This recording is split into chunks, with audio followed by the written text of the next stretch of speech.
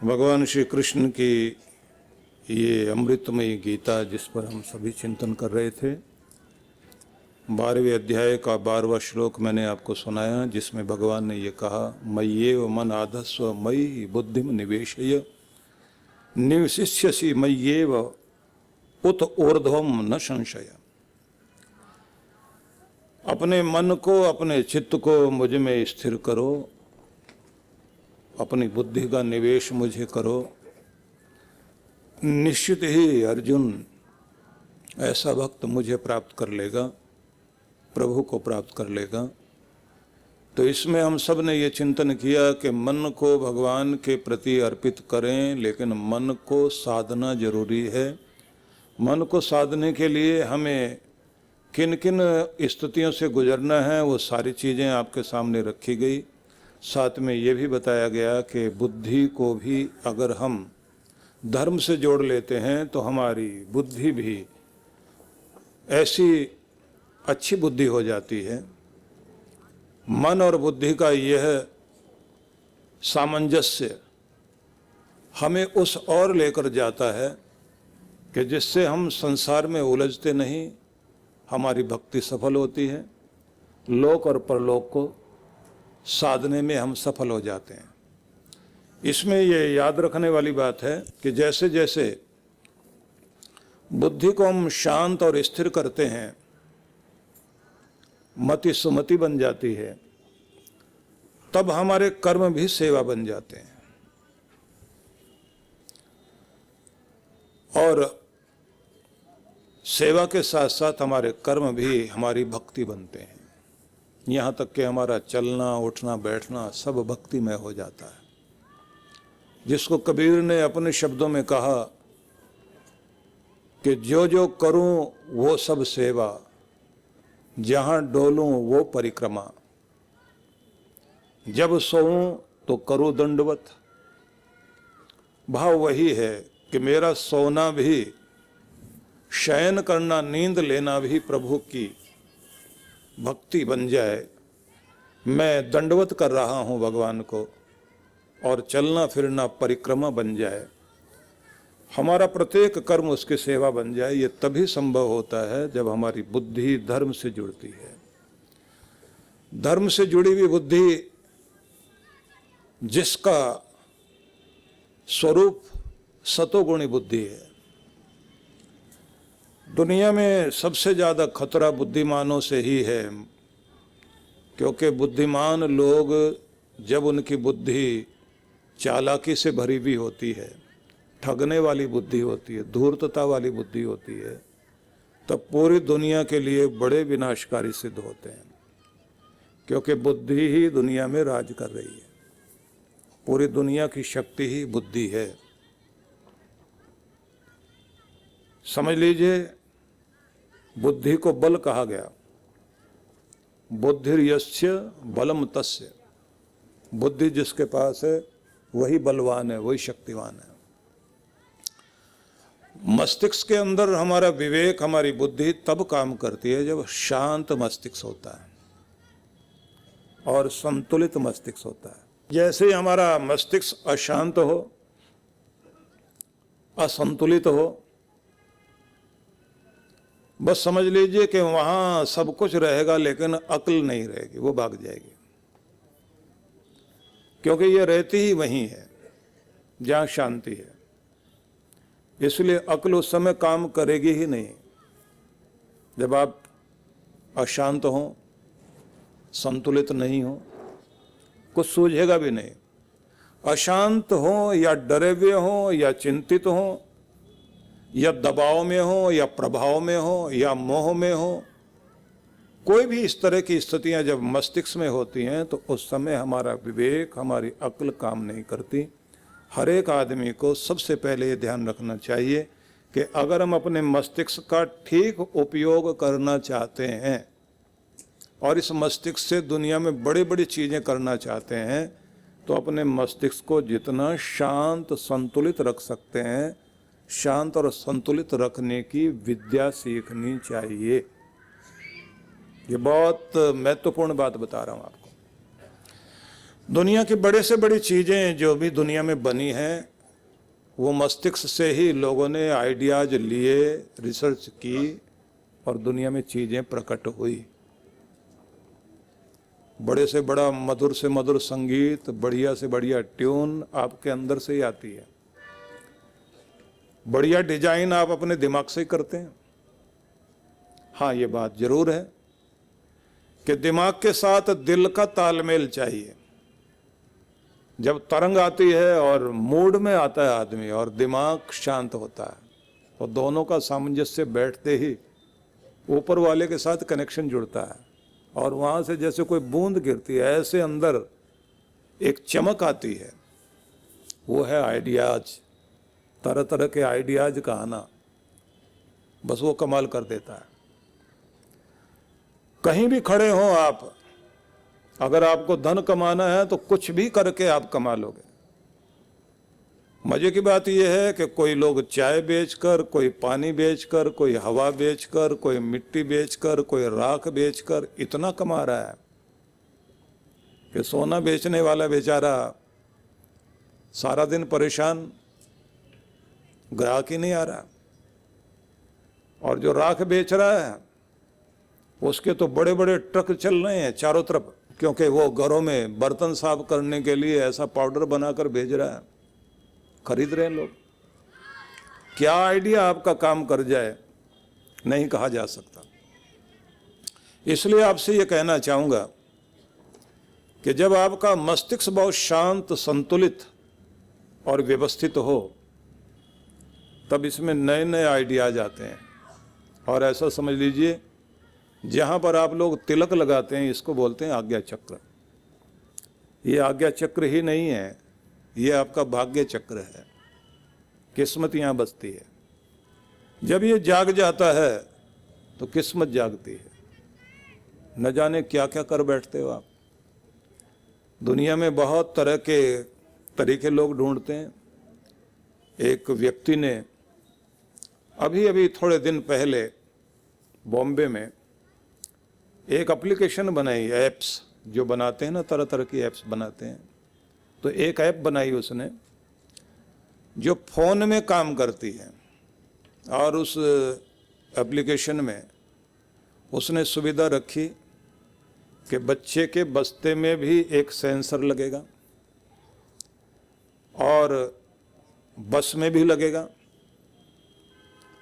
और जहाँ क्लास में पढ़ता है वहाँ भी सेंसर लगेगा, और जब वो क्लास से बाहर खाना खाने के लिए कैंटीन में जाएगा तो वहाँ भी एक येलो लाइन लगाई जाए, जिससे जब बच्चा बस में चढ़े तो माँ को अपने फ़ोन में वहीं पता लग जाए कि मेरा बच्चा इस समय बस में चढ़ चुका है, और उसके फिंगरप्रिंट्स का भी निशान, क्योंकि एंटर होते समय वहाँ पर स्कैनिंग होगी।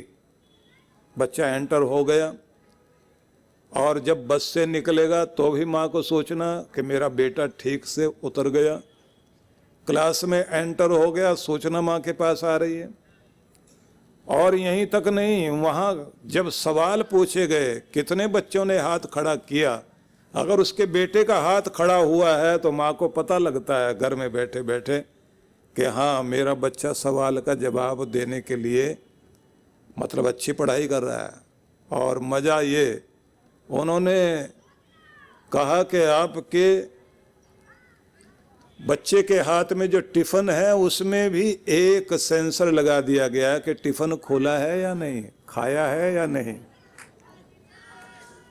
अब ये दिमाग लगाया और बॉम्बे के एक इंटरनेशनल स्कूल ने उस एप्लीकेशन को करोड़ों रुपए दे करके खरीदा, और उसके जितने स्कूल हैं देश में विदेश में, वहाँ उस एप्लीकेशन को उसने इस तरह से शुरू कर दिया कि अब घर में बैठी भी माँ को चिंता नहीं, क्योंकि घंटी बजेगी अपने आप, जैसे ही बच्चा कुछ भी कर रहा है माँ को पता लग रहा है। ऐसे एक और व्यक्ति ने बनाया कि आपकी जो ये पार्किंग है, पार्किंग में भी कितनी गाड़ियां निकली, कितनी बाहर आई और उसका पैसा दिया गया नहीं दिया गया, किसी भी तरह का कोई हेर फेर ना हो सके और कोई चोरी ना कर सके, 20 आदमी लगाने की जरूरत नहीं। तो मैं ये सारा चर्चा ना करके सिर्फ एक बात बताना चाहता हूं आपको। पूरी दुनिया में खोजें हो रही, कोई आदमी अपने मूड में बैठता है, अपनी फील्ड में काम करता हुआ, अब काम करते करते जैसे दिल दिमाग दोनों का तालमेल होगा और मन एकाग्र होगा और कहीं एकांत में बैठा होगा, नया आइडिया आएगा। देता कौन है? किसी किताब से नहीं मिलता। किताब से सिर्फ हम लोग अपने आप को ट्यून करते हैं, एक विधि सीखते हैं। लेकिन जब हमको सही ढंग से संपर्क करना आ जाता भगवान से मतलब यूनिवर्स से जब हम इस पूरे ब्रह्मांड से जुड़ते हैं, तो इस ब्रह्मांड का जो मालिक है वो आपके मस्तिष्क में बिजली जैसे कौंधती है, ऐसे आपके दिमाग के अंदर नए नए आइडियाज देता है। और उस एक छोटे से आइडिया से कितने अमीर हो जाओ, कितने प्रसिद्ध हो जाओ, क्या कुछ कर बैठो। ये अद्भुत चीजें हैं जो आपकी जिंदगी से जुड़ती हैं। आती कहाँ से? दिमाग से आती है। करता कौन है? परमात्मा। किस माध्यम से करता है? आपकी बुद्धि के जरिए करता है। बुद्धि तब कम काम करेगी जब ये शांत होगी। बस यही टेक्निक सीखनी चाहिए। हमारे देश के गुरु लोग ये सिखाते रहे हैं। गुरु की शरण में बैठकर जब व्यक्ति थोड़ा सा ध्यान सीखता है, थोड़ी जप विधि सीखता है, थोड़ा भक्ति विधि सीखता है, मन लगाने की विधि सीखता है, तो उसका संबंध सिर्फ इतना ही नहीं है कि इसने जो है मरने जीने के लिए भगवान से आशीर्वाद मांगना है कि जब मैं मरूं तेरे घाट पर आऊं तो तू मुझे पार कर देना, इतना नहीं। जिंदगी की हर समस्या का समाधान कर सकूं और जीवन में हर रूप में सफल हो सकूं, इस विद्या को गुरु सिखाता है।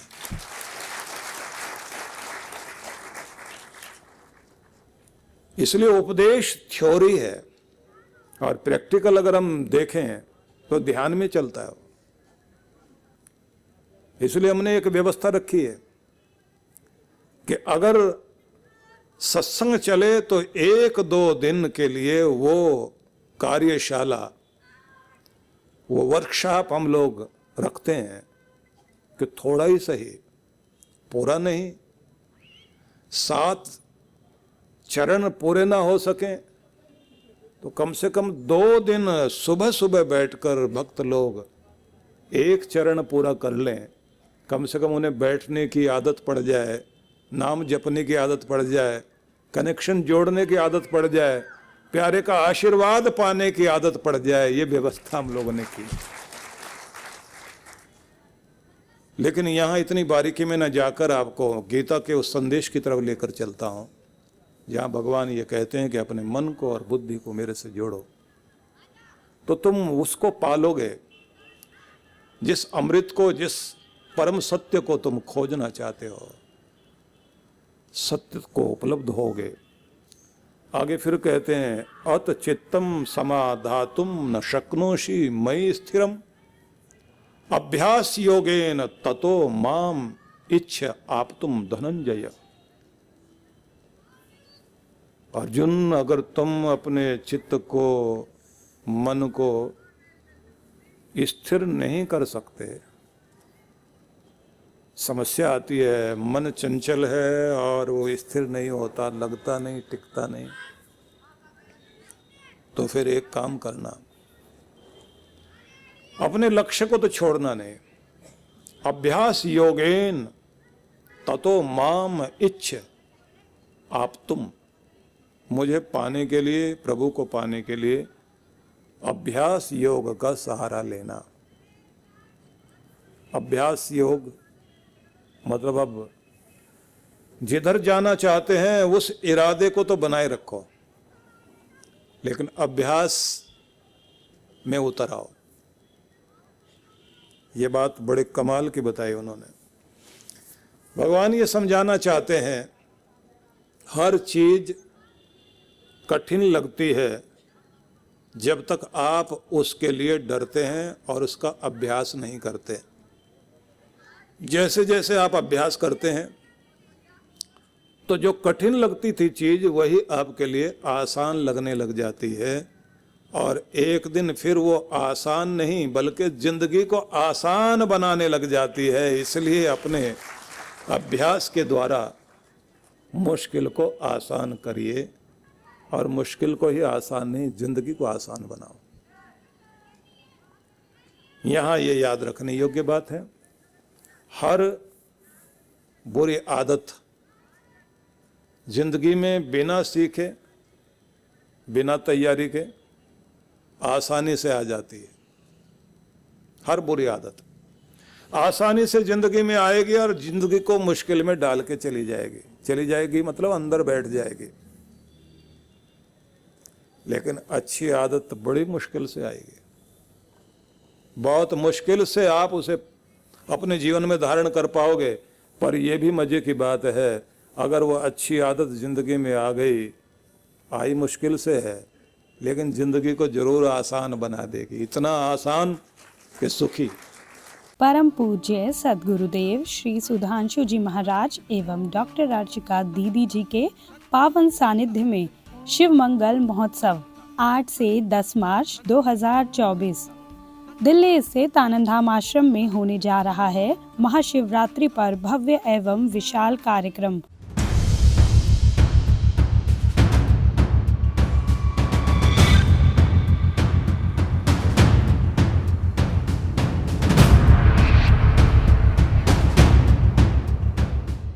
जिसमें भगवान शिव की विशेष कृपा प्राप्त करने के लिए होगा शिव ध्यान, घूम रहा है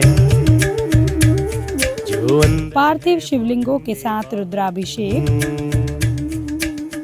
महारुद्र यज्ञ एवं महाआरती। आप सभी इस कार्यक्रम में सादर आमंत्रित हैं। पंजीकरण एवं अधिक जानकारी के लिए संपर्क करें। अन्नपूर्णा योजना। इस योजना में आप अपने एवं अपने परिवारजनों के जन्मोत्सव, विवाह की वर्षगांठ तथा दिवंगत परिजनों की पावन स्मृति में आनंद धाम आश्रम में स्थित गुरुकुल के ऋषि कुमारों एवं वृद्धाश्रम के वृद्धजनों को सहभोज करा सकते हैं। इस अवसर पर प्रातः गुरुकुल के ऋषि कुमारों द्वारा वैदिक मंत्रोच्चारण के साथ आपके एवं आपके परिवार की मंगल कामनाओं के निमित्त यज्ञ का आयोजन किया जाता है। यजमान की सुख, समृद्धि और दीर्घ आयु के लिए प्रार्थना भी की जाती है। दोपहर को सहभोज का आयोजन होता है। आप सपरिवार आनंद धाम पधारे, यज्ञ में भाग लें और अपने हाथों से भोजन कराकर पुण्य लाभ एवं आत्म संतुष्टि के भाव से जीवन को आनंदमय करें। इस योजना से जुड़ने के लिए एवं अधिक जानकारी के लिए संपर्क करें 9582954200 9560792792। सहयोग राशि भेजने के लिए हमारा अकाउंट डिटेल है